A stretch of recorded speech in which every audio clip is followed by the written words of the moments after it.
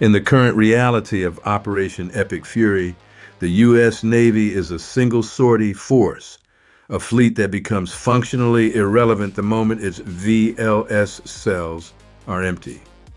But what if the rearm gap was eliminated?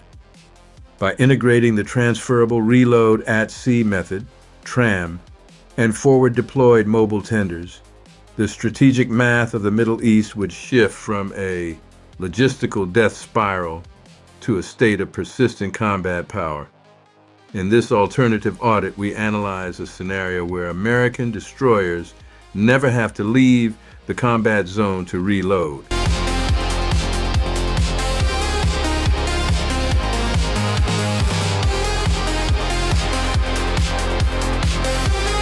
Without at-sea reloading, a destroyer that exhausts its magazine in the Gulf of Oman faces a multi-week transit to secure piers in Diego Garcia or the Mediterranean.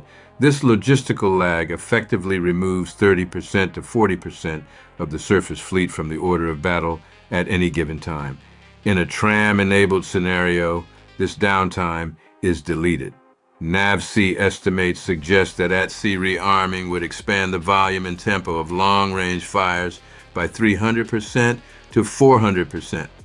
The USS Abraham Lincoln Strike Group would maintain a constant Golden Dome defense, never rotating its escorts out of the theater.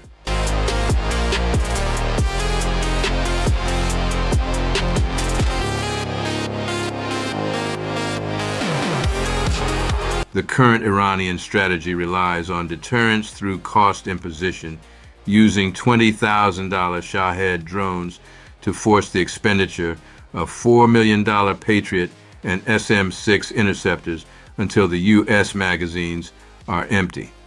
In the what-if scenario, this tactic fails.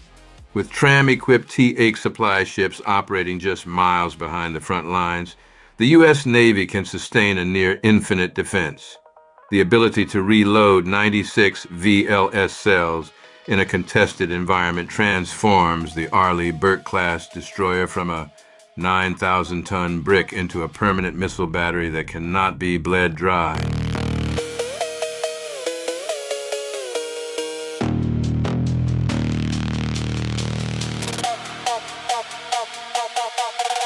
If the U.S. utilized mobile depot platforms or MODEP, converted semi-submersible rigs, near the Strait of Hormuz or in the Indian Ocean, the transit time for a reload would drop from 10 days to less than 24 hours.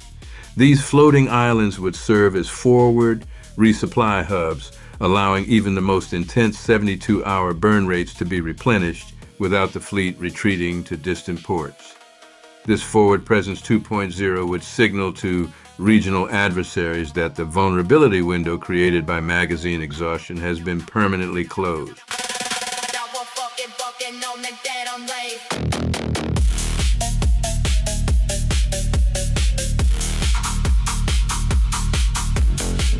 The most profound impact of a multi-sortie Navy in the Middle East is the protection of the Indo-Pacific Command, or INDOPACOM.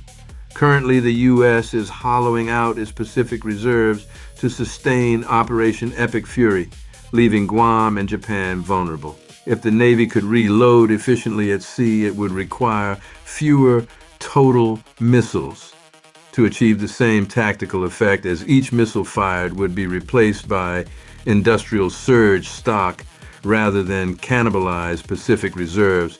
This prevents the strategic bankruptcy that currently threatens the global U.S. defense posture.